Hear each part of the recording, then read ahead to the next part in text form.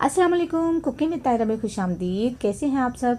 उम्मीद है अल्लाह के फजल करम से आप सब बिल्कुल ठीक ठाक खैर खैरियत से होंगे। आज बनने जा रहे हैं पकोड़े, और पकोड़े बनेंगे नूडल्स के साथ। अगर आपने अभी तक नूडल्स के पकोड़े नहीं बनाए तो आप एक दफ़ा ज़रूर ट्राई कीजिएगा, आपको बहुत पसंद आएंगे।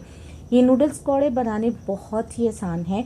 आइए देखें ये किस तरह बनाते हैं और उसको बनाने के लिए हमें किन किन चीज़ों की ज़रूरत है। नूडल्स पकौड़े बनाने के लिए हमें 2 पैकेट मैंने नूडल्स यहाँ पे लिए हैं। आप किसी भी ब्रांड के नूडल्स जो हैं वो ले सकते हैं।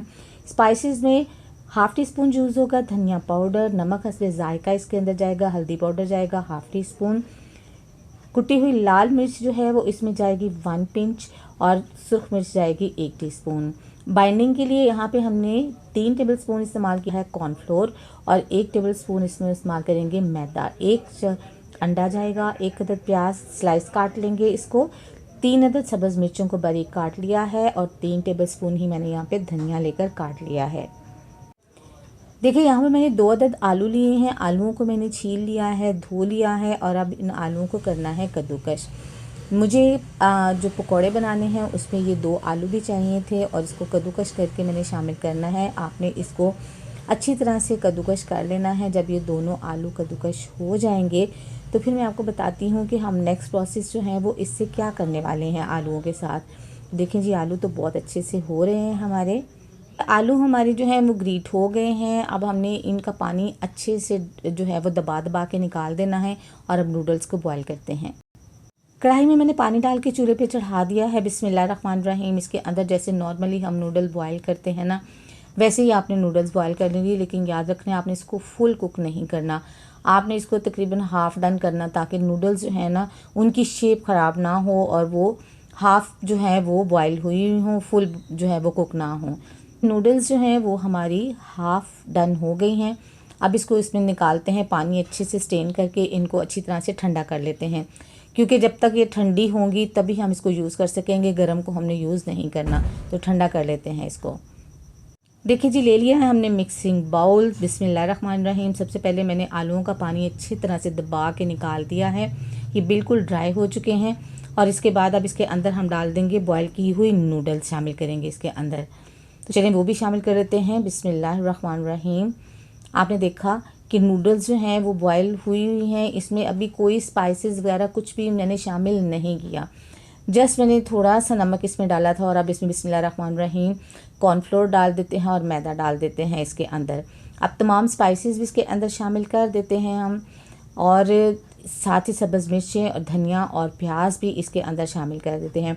इतने ज़बरदस्त से स्पाइसेस जब इसमें शामिल होते हैं ना, तो बस पकौड़ों का तो बहुत ही मज़ा आने वाला है।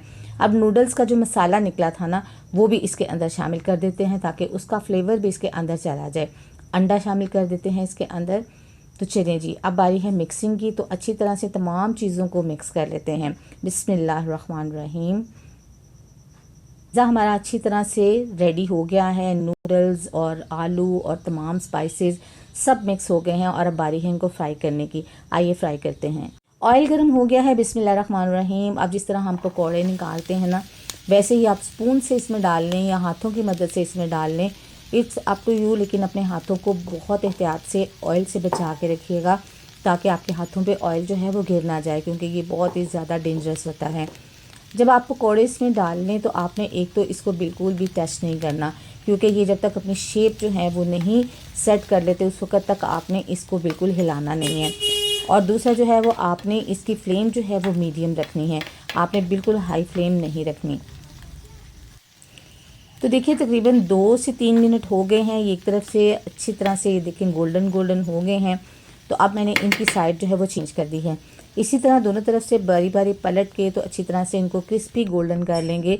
ये क्योंकि नूडल्स इसके अंदर शामिल हैं और हमारे पोटैटो जो हैं वो भी मैंने कद्दूकश किए हुए हैं, तो दोनों चीज़ें मिलके इसको बहुत ही सुपर क्रिस्पी जो है वो बना देते हैं।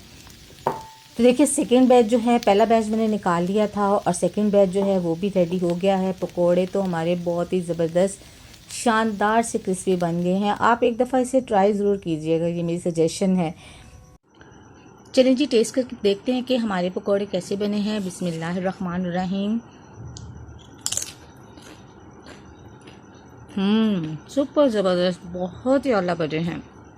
कैसी लगी आपको आज की रेसिपी? अपना फीडबैक ज़रूर दीजिएगा, दुआ में याद रखिएगा, अपना बहुत सा ख्याल रखिएगा।